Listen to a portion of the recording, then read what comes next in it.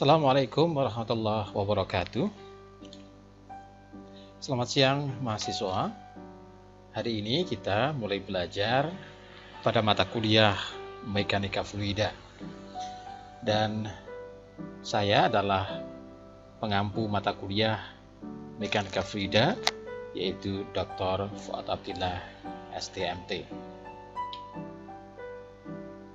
Sebelumnya para mahasiswa, untuk kita dapat melaksanakan perkuliahan dengan baik, terlebih dahulu saya akan menyampaikan kontrak kuliah pada mata kuliah ini. Nama mata kuliahnya adalah Mekanika Fluida Otomotif. Dosennya adalah Dr. Fuad Abdillah, STMT. Bentuk kuliahnya adalah daring, baik itu sinkronus maupun asinkronus, baik langsung maupun tidak langsung. Tidak langsung di sini seperti yang siang ini kita lakukan melalui video pembelajaran. Nah, waktu pelaksanaan kuliah sesuai dengan jadwal yang telah ditentukan dan telah disepakati antara dosen dan mahasiswa. SKS pada mata kuliah ini adalah 2 SKS, dan insya Allah pelaksanaan perkuliahan mata kuliah ini akan dilaksanakan sebanyak 14 kali pertemuan, 2 kali ujian, yaitu 1 kali UTS dan 1 kali UAS. Untuk 14 kali pertemuan, mahasiswa diwajibkan melaksanakan atau mengikutinya sebanyak 75% atau minimal 10 kali pertemuan. Bukti kehadiran mahasiswa adalah mengerjakan tugas atau kuis yang telah dikirimkan dari dosen. Karena nilai kehadiran akan dinilai sebanyak 5%. Sehingga apabila mahasiswa itu hadir sebanyak 10 kali, maka dia sudah mendapatkan 50 poin atau 50% dari penilaian. Sementara UTS-nya akan dinilai 20%, dan UAS akan dinilai 30%, sehingga total komposisi adalah 100%. Nah, dalam setiap pertemuan seperti siang hari ini, dosen atau saya akan memberikan materi dalam bentuk PDF, dalam bentuk PowerPoint, maupun link YouTube apabila kuliah ini dilaksanakan melalui asinkronus. Nah, demikian para mahasiswa, kontrak kuliah pada mata kuliah Mekanika Fluida. Semoga antara saya dan Anda sebagai peserta dapat memahami dan melaksanakan kontrak kuliah untuk mata kuliah ini. Baiklah mahasiswa, sebagai awal untuk mempelajari mata kuliah Fluida, tentu kita akan mengenal apa itu Mekanika Fluida dan kenapa mesti kita harus belajar pada mata kuliah itu. Mekanika itu adalah ilmu yang mempelajari tentang gaya dan gerakan. Sementara fluida, kita semua tahu bahwa fluida adalah suatu material yang memiliki gaya gesek rendah atau shear stress-nya adalah rendah. Nah, fluida salah satunya adalah air, udara, minyak. Sementara contoh untuk not fluida atau tidak fluida, baja, besi, intan, kertas, batu, dan sebagainya. Oleh karena itu, gabungan antara mekanika dan fluida yang menjadi mata kuliah ini adalah ilmu tentang gaya dan gerakan dari suatu fluida. Dan fluida itu tidak hanya air saja, tapi juga oli misalnya. Karena kita adalah orang otomotif, tentu kita seringkali bicara tentang oli, tentang minyak, bensin, minyak solar, dan lainnya. Nah, macam-macam mekanika fluida. Nanti kita akan membahas ini pada periode atau pertemuan-pertemuan selanjutnya. Ada dua jenis mekanika fluida. Yang pertama adalah dinamika fluida atau biasa disebut dengan fluid dynamic, yaitu aliran sungai, aliran darah, dan yang ada di dalam tubuh. Dinamika itu adalah gaya fluida atau fluida yang dia mengalir dengan deras. Dalam kehidupan sehari-hari banyak kita jumpai, ya. Sementara yang kedua adalah static fluida atau fluid static, yaitu fluida yang dalam keadaan diam. Cairan dalam tangki misalnya, contohnya diam kan? Sehingga karena diam maka dia tidak ada gaya geser. Karena diam kan, V-nya 0. Ya kan? Berarti dia tidak mempunyai kecepatan. Selanjutnya, mahasiswa, kita bisa membedakan mana yang disebut dengan fluida, apa yang disebut dengan cairan, apa yang disebut dengan gas, dan sifat-sifatnya seperti apa saja. Kita akan bahas di sini. Fluida adalah cairan dan gas. Artinya, kalau kita bicara tentang fluida, tidak hanya pada cairan saja, tidak hanya minyak saja, tidak hanya oli saja, tapi gas di sini juga masuk dalam kategori fluida. Kemudian cairan pengertiannya adalah molekul-molekul yang saling berdekatan satu sama lain. Suatu fluida itu kan terdiri dari beberapa molekul-molekul. Bahkan tidak ada fluida saja, unsur-unsur yang ada di permukaan bumi ini terdiri dari beberapa molekul. Nah, molekul-molekul itu saling berdekatan dan saling mempengaruhi satu dengan yang lain. Karena saling berdekatan kan. Yang kedua adalah gas. Adalah molekul-molekul satu sama lain yang saling berjauhan dengan gas tumbukan satu sama lain lemah. Perbedaannya adalah kalau gas itu adalah tadi kan cairan dan gas kan sama-sama fluida.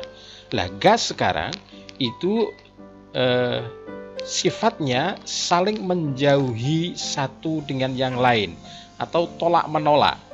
Sementara kalau cairan itu sifatnya saling berdekatan, dekat mendekati. Selanjutnya kita akan membahas tentang sifat-sifat cairan dan gas itu sangat dipengaruhi oleh tekanan. Kita tahu bahwa tekanan adalah simbolnya adalah apa? P, ya. Sementara untuk temperatur simbolnya adalah T. Nah, T dan P itu sama-sama memengaruhi baik itu cairan, baik itu gas. Artinya, fluida itu sangat dipengaruhi oleh temperatur dan tekanan. Tekanan yang semakin besar akan mengakibatkan P atau tekanan yang besar. Juga sebaliknya, tekanan yang besar juga sangat mempengaruhi tekanan.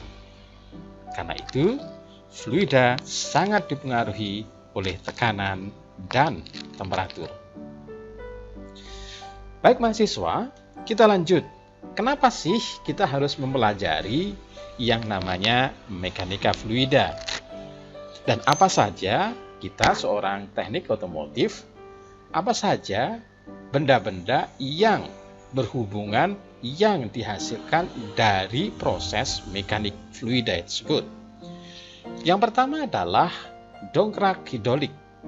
Seringkali kita menggunakan kan, karena kita untuk mengangkat mobil misalnya menggunakan dongkrak hidrolik. Pompa hidrolik juga. Apa bedanya pompa dan dongkrak? sama-sama hidrolik. Kalau hidrolik itu sistem kerjanya hidrolik kan.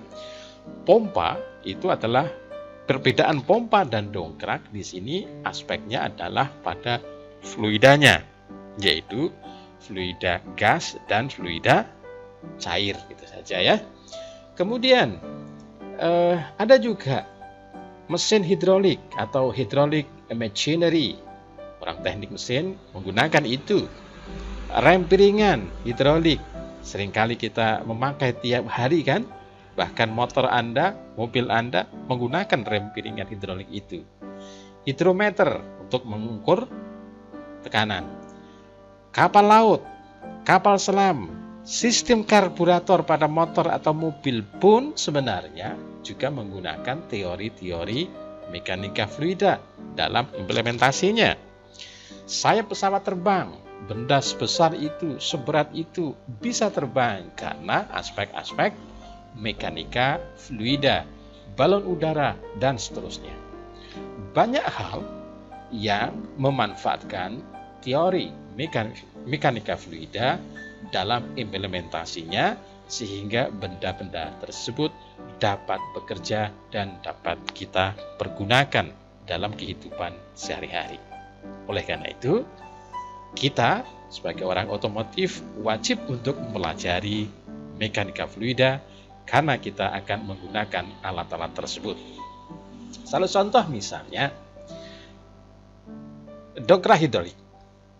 Prinsip kerja dongkrak hidrolik adalah penerapan hukum Pascal. Nanti dalam materi selanjutnya, pada pertemuan selanjutnya akan kita belajar tentang hukum Pascal. Yang berbunyi tekanan yang diberikan pada zat cair di dalam ruang tertutup diteruskan sama besar ke segala arah. Yang kedua, tekanan yang kita berikan pada pengisap yang penampangnya kecil akan diteruskan oleh minyak atau fluida melalui pipa menuju ke pengisap yang penampangnya besar. Pada pengisap besar dihasilkan gaya angkat yang besar. Anda lihat di sini dalam gambar ini ya, ada dongkrak hidrolik. Ini kan dongkrak hidrolik kan. Nah, ini adalah gambar sketsanya yang ada di sini ya. Kita lihat di sketsnya saya dulu. Ini adalah, katakanlah ini adalah yang satu, permukaan yang satu, ini adalah permukaan yang dua. Setiap permukaan di situ ada F. F apa artinya? F itu adalah gaya. Ya, gaya. Gaya. Di sini ada luas permukaan. A1. Sama di sini ada F, ada A2. Nah, tadi dikatakan kalau A-nya itu kecil maka akan menghasilkan gaya yang kecil. Apabila A-nya besar di sini, permukaan duanya lebih besar daripada satu kan, maka akan menghasilkan gaya yang besar. Ketika di luas permukaan yang kecil ini diberikan gaya, diberikan F, di sini kan, di sini F kan ya, F1 kan, maka akan mengakibatkan timbulnya gaya pada permukaan yang kedua. Jadi di sini adalah F2-nya. Tentu tadi dikatakan oleh rumus dalam Pascal, apabila F1 di permukaan kecil akan mengakibatkan F2 yang nilainya lebih besar dari F1. Oleh karena dia besar, maka dia di sini F2 ini bisa kita manfaatkan untuk mendongkrak, untuk mengangkat beban yang lebih besar. Salah satunya adalah beban dan mengangkat mobil kan? Oke, Anda paham ya? Baik. Kita lanjut sekarang. Pompa hidrolik. Prinsip pompa ini juga menerapkan hukum Pascal. Pada pompa hidrolik ini, kita memberi gaya yang kecil pada pengisap kecil. Di sini kecil kan, di sini. Sketsanya di sini aja sketnya di sini ya. Kemudian memberi gaya yang kecil pada pengisap kecil sehingga pada pengisap yang besar akan dihasilkan gaya yang cukup besar pula. Dengan demikian, pekerjaan memompa akan lebih ringan, bahkan dapat dilakukan oleh seorang anak sekalipun. Ini yang besar, ini permukaan yang besar, dan ini kan, ini A1 di sini 2. Ini ada A1, ada F1. Di sini ada A1, A2 dan F2. Ketika F1 itu diberikan pada permukaan 1, maka akan menghasilkan gaya pada permukaan atau F2 yang nilainya lebih besar. Itulah sebenarnya prinsip kerjanya sangat sederhana. Dan itu kita gunakan dalam kehidupan sehari-hari. Mesin hidrolik misalnya di sini, kalau Anda itu sering ke bengkel, sering mencucikan mobil Anda menggunakan alat ini. Nah, untuk mengangkat ini ada juga yang menggunakan fluida, ada juga yang menggunakan yang namanya transmisi listrik sebagai medium untuk mengangkat atau menghasilkan gaya. Sederhana sebenarnya.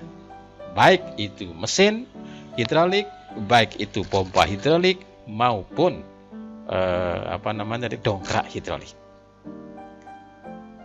Nah, selanjutnya para mahasiswa, kita akan membahas rem atau piringan atau rem hidrolik. Bagaimana sistem kerjanya?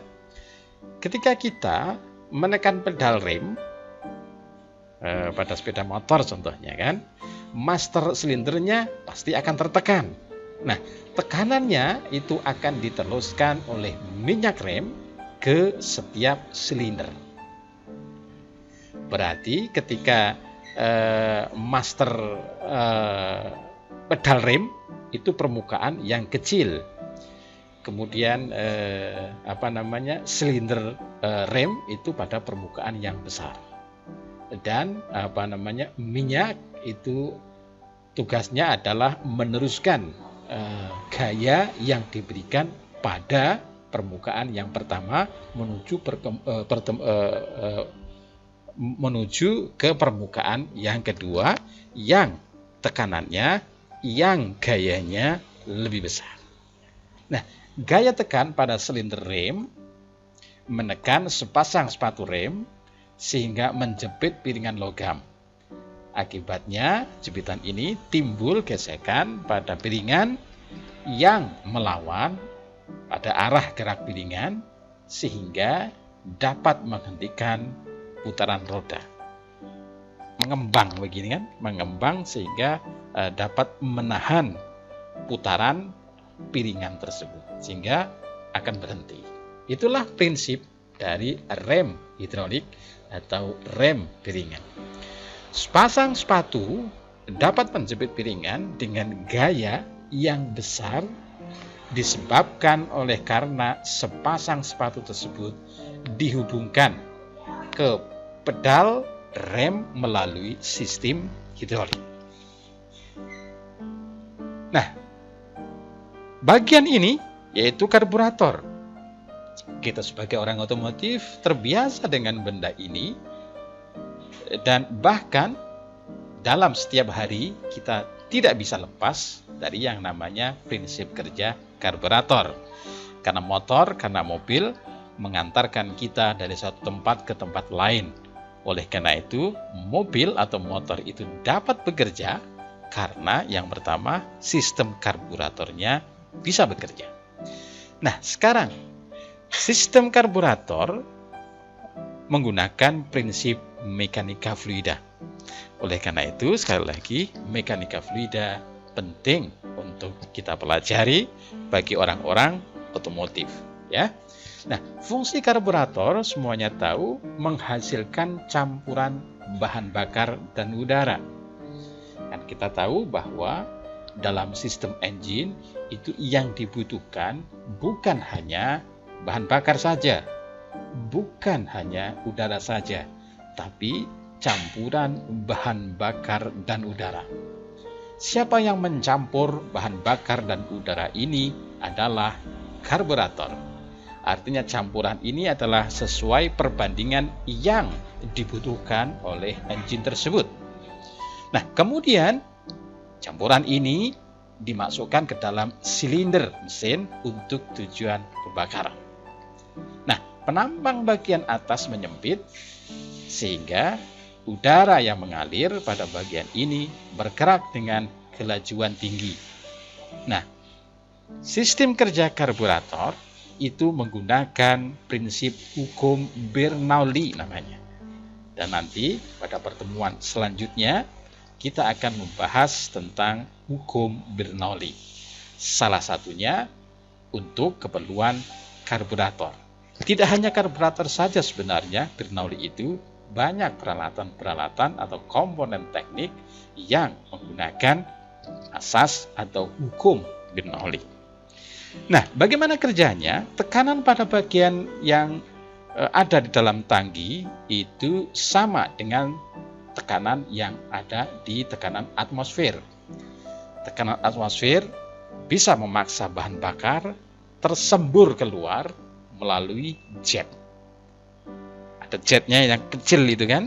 Nah, sehingga bahan bakar bisa bercampur dengan udara melalui jet tersebut sebelum memasuki silinder mesin.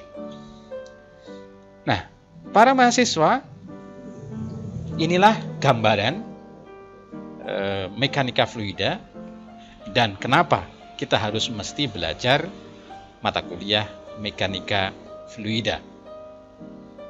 Anda bisa membaca pada materi yang saya berikan kepada Anda.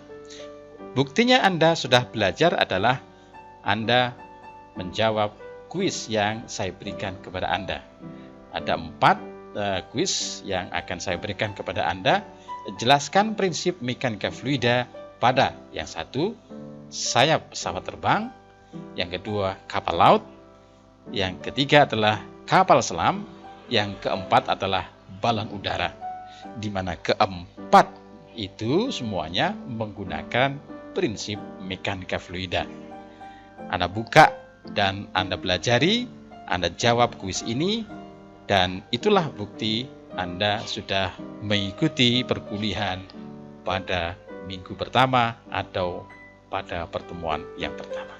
Terima kasih. Mohon maaf atas kekurangan. Assalamualaikum warahmatullahi wabarakatuh.